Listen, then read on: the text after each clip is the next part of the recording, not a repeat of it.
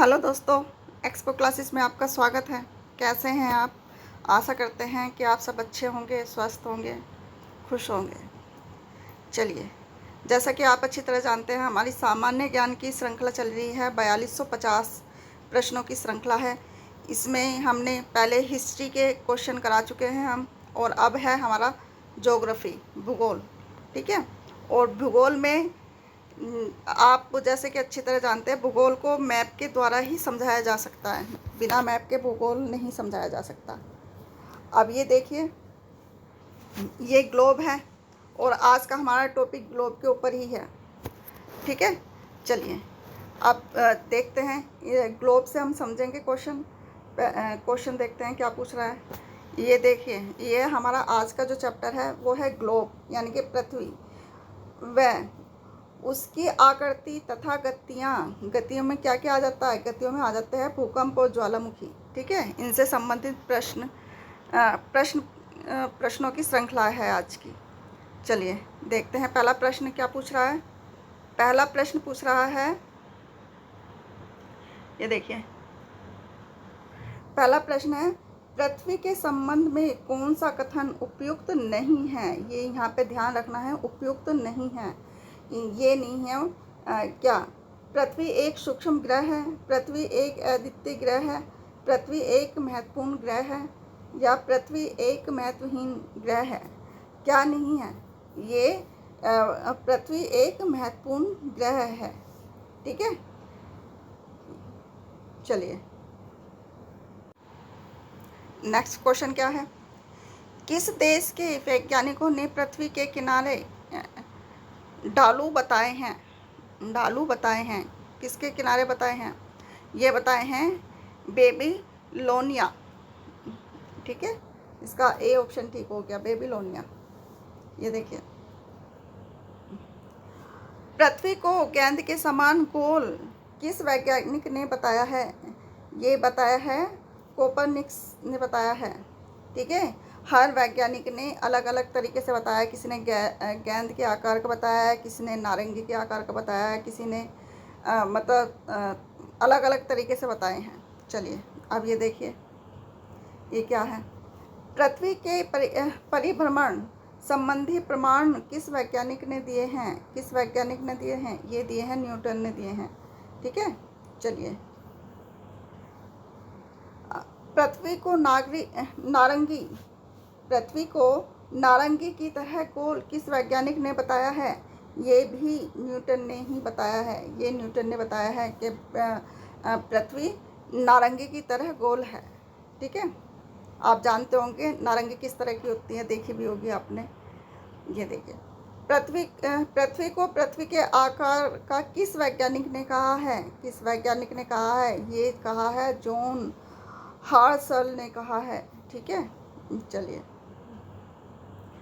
पृथ्वी का आकार कैसा है? पृथ्वी का आकार कैसा है? नारंगी की तरह गोल है, नाशपाती की तरह गोल है, या गेंद की तरह गोल है? ये पृथ्वी का जो आकार है वो है लब्धवक्ष गोलाभ। ठीक है, लब्धवक्ष गोलाभ। चलिए, पृथ्वी का भूमध्य व्यास है कितना है? पृथ्वी का भूमध्य व्यास कितना है?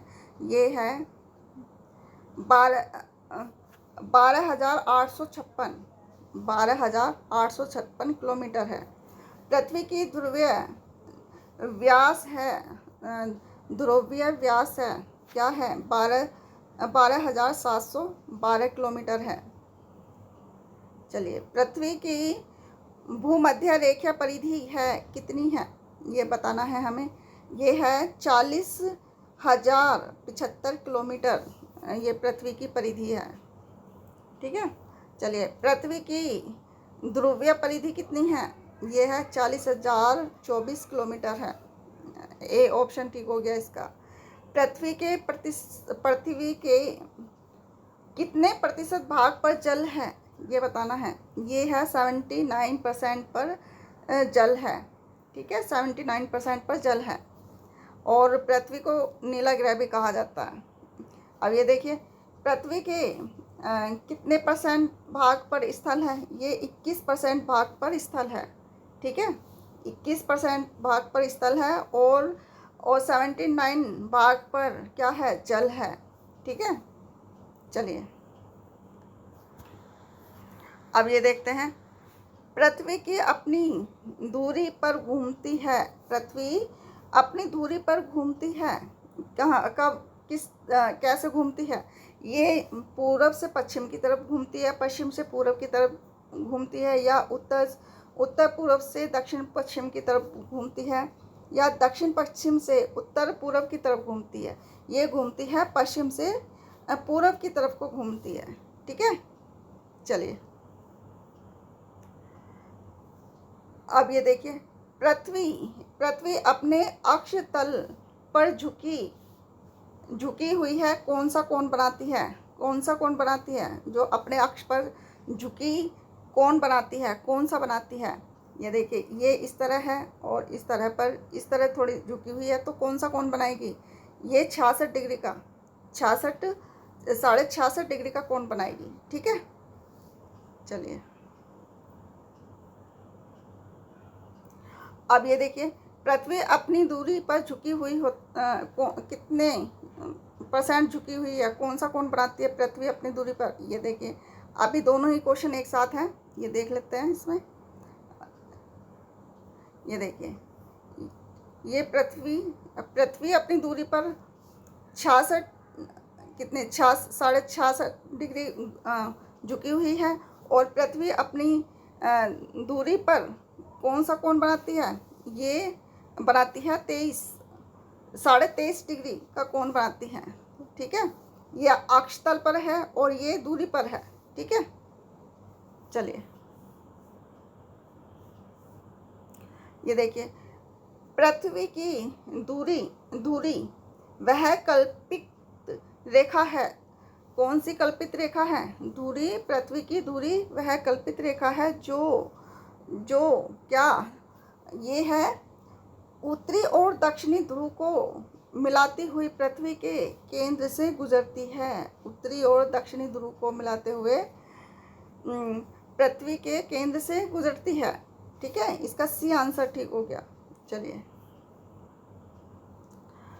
अब ये देखते हैं। पृथ्वी अपनी दूरी पर एक पूरा चक्कर यानी कि घूर्णन करती है, कितने घंटे में करती है? ये करती है 23 घंटे 56 मिनट 4 सेकंड में एक चक्कर पूरा करती है। ठीक है, चलिए।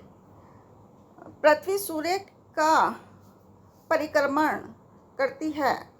क्या पृथ्वी सूर्य का परिक्रमण करती है? कितने दिन में करती है? ये 365 दिन 5 घंटे 48 मिनट 45.51 सेकंड में कितना एक परिक्रमण पूरा करती है। ठीक है, अब ये देखिए। जिस वर्ष में 66 दिन होते हैं उसे कहते हैं, क्या कहते हैं? लिपि वर्ष कहते हैं। ठीक है, किस वजह से कहते हैं?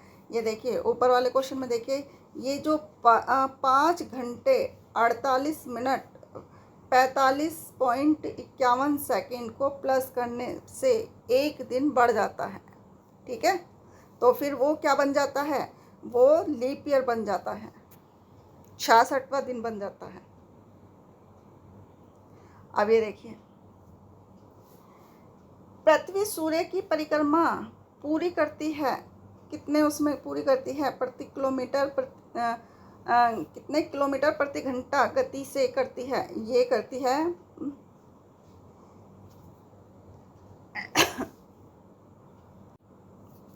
ये देखिए, ये करती है 1,07,160 किलोमीटर प्रति घंटा से परिक्रमा करती है। ठीक है, चलिए अब इसमें देखते हैं। पृथ्वी मध्य रेखा से ऊपर 2 बार गुजरती है। मध्य रेखा से ऊपर 2 बार गुजरती है, उसे कहते हैं, क्या कहते हैं? उसे नक्षत्र दिवस कहते हैं। यानी कि मध्य रेखा कौन सी होती है? मध्य रेखा जो बीच में से होके गुजरती है। ठीक है, जब किसी मध्य रेखा का उत्तरोत्तर सूर्य 2 बार गुजरता है तो उस रेखा को क्या कहते हैं? उसे सौर दिवस कहते हैं। ठीक है, उसे सौर दिवस कहते हैं। सौर दिवस की औसत लंबाई कितनी है? सौर दिवस की 24 घंटे की औसत लंबाई होती है। ठीक है, चलिए। पृथ्वी के घूर्णन को सिद्ध करने के लिए पेंडुलम का प्रयोग किस विद्वान ने किया? किस विद्वान ने किया था? ये क्या था? फोकाल्ट ने किया था। ठीक है, चलिए। पृथ्वी के घूर्णन को सिद्ध करने के लिए गेंद का प्रयोग किस विद्वान ने किया था? ये न्यूटन ने किया था। ठीक है, चलिए। यदि एक गेंद लंबवत दिशा में नीचे पृथ्वी पर गिराई जाए तो क्या पूरब की ओर हटकर गिरेगी? अगर ये ऊपर से गेंद फेंकी जाए तो वो किधर की तरफ गिरेगी? वो पूरब की ओर हटकर गिरेगी। ठीक है, इसका बी ऑप्शन ठीक हो गया। चलिए। यदि बंदूक से गोली किसी लक्ष्य बिंदु की ओर चलाई जाए तो क्या होगा? ये होगा, गोली लक्ष्य बिंदु से पश्चिम की ओर हटकर लगेगी। ठीक है, सी ऑप्शन ठीक हो गया इसका। ये देखिए, पृथ्वी की सूर्य से निकटतम स्थिति को कहते हैं, क्या कहते हैं? इसे अपसौर कहते हैं। उपसौर। ठीक है, इसे उपसौर कहते हैं। जो पृथ्वी से और सूर्य की जो निकटतम की स्थिति होती है उस टाइम क्या होता है? अपसौर होता है, उपसौर होता है, सॉरी। ठीक है, अब ये देखिए, पृथ्वी की सूर्य से अधिकतम की दूरी को कहते हैं, क्या कहते हैं? ये देखिए क्या कहते हैं? इसे कहते हैं सूर्योच्च कहते हैं, सूर्योच्च कहते हैं। ठीक है, चलिए। पृथ्वी से सूर्य की अधिकतम दूरी किस दिन होती है? किस दिन होती है? जो पृथ्वी से अधिकतम दूरी किस दिन होती है, ये बताना है। ये देखिए, ये कब होती है? ये होती है 3 जनवरी को होती है। और इसे क्या बोलते हैं? जब पृथ्वी सूर्य से अधिक दूरी को क्या बोलते हैं?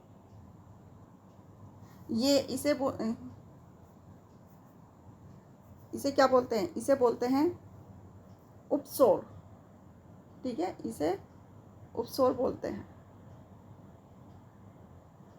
ठीक है,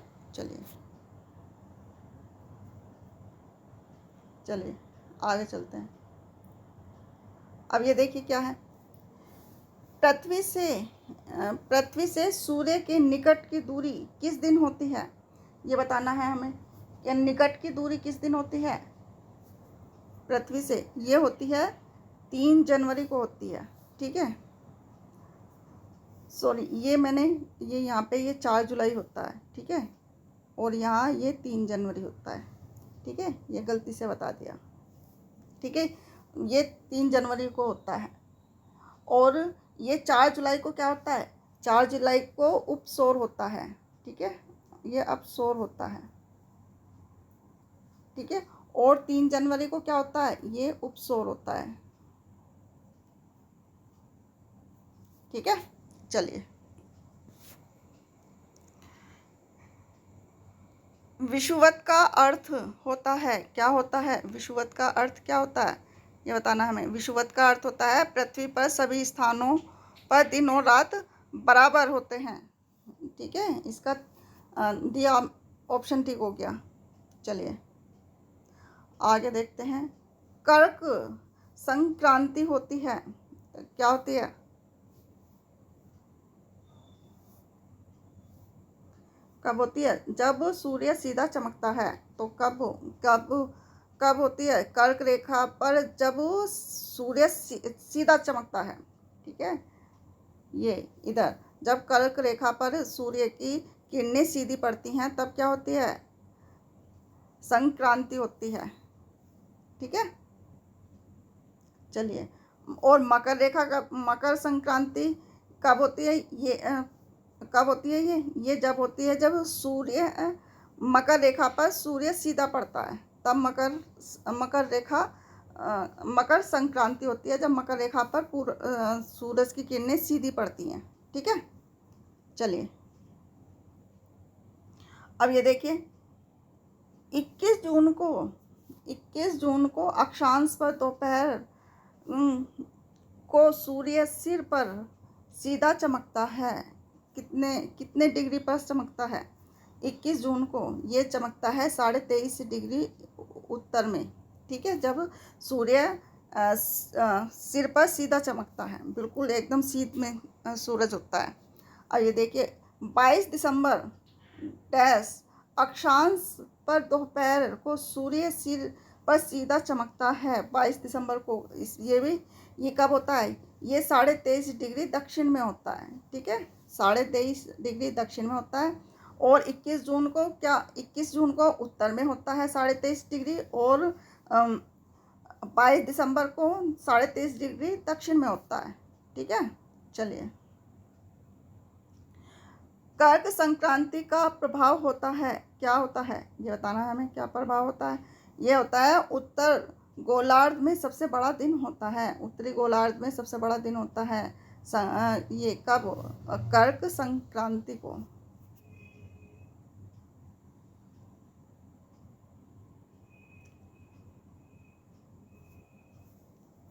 अब ये देखिए घूर्णन गति को किस नाम से पुकारा जाता है? घूर्णन गति को दैनिक गति से पुकारा जाता है। ठीक है, चलिए इसमें से कौन सा पृथ्वी की दैनिक गति का प्रभाव नहीं है? क्या प्रभाव नहीं है? इसमें बताना नहीं है।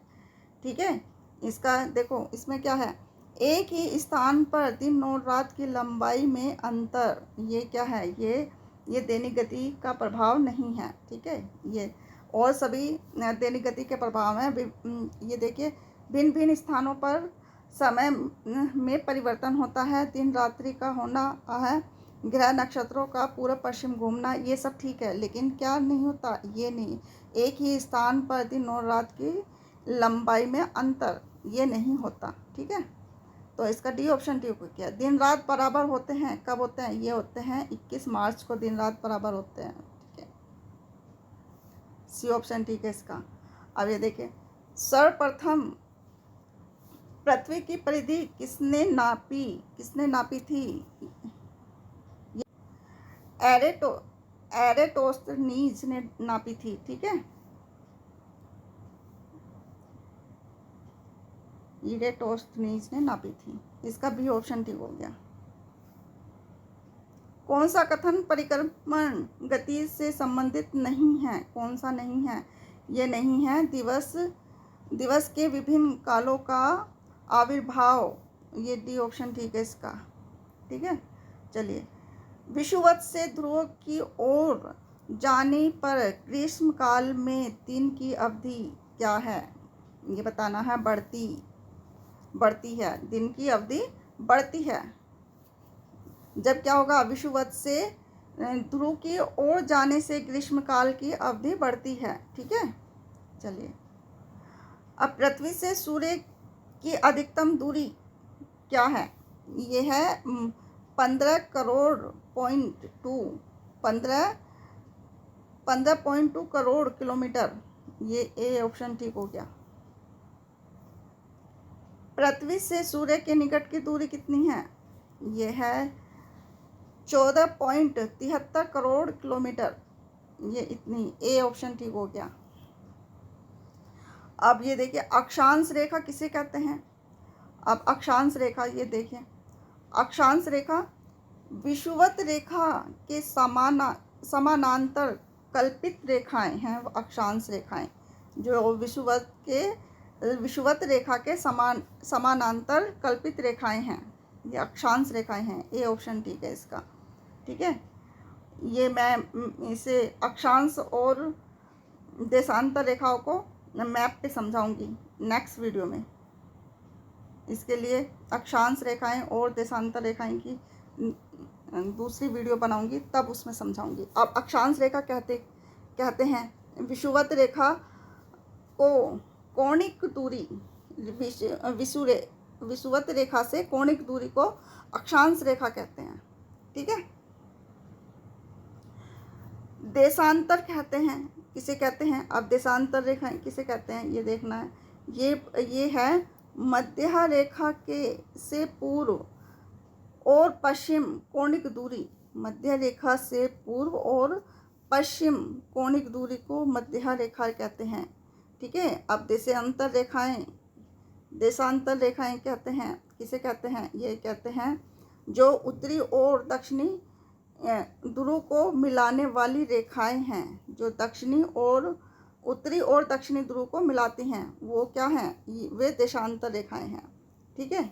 ये सी ऑप्शन ठीक हो गया। अब ये देखिए, अगर यहाँ पे अगर मैं बताऊं, ये देखिए, अगर ये मान लिया ये एक पृथ्वी है, ठीक है, और ये नॉर्थ पोल है और ये साउथ पोल है। ये जो इससे यहाँ से ये जो रेखाएं, इस तरह की जो रेखाएं चलती हैं वो देशांतर रेखाएं होती हैं, और जो इस तरह की रेखाएं चलती हैं ये अक्षांश रेखाएं होती हैं। ठीक है। ये इसके अक्षांश रेखाएं और देशांतर रेखाओं के वीडियो में अलग से बनाऊंगी, वो उसमें अच्छे से समझ में आ जाएगा आपको। ये हमारी श्रृंखला का आज का लास्ट क्वेश्चन था। मिलते हैं नेक्स्ट वीडियो में। आशा करते हैं कि आपको वीडियो पसंद आई होगी। अगर प्लीज़ ज़रा भी आपको पसंद आए तो लाइक, शेयर और सब्सक्राइब ज़रूर कीजिएगा। मिलते हैं नेक्स्ट वीडियो में। अक्षांश और देशांतर रेखाओं के बारे में इस नेक्स्ट वीडियो बनाएंगे, जो कि बहुत ही डीपली समझाएंगे उसमें। तब तक के लिए खुश रहिए, स्वस्थ रहिए। धन्यवाद।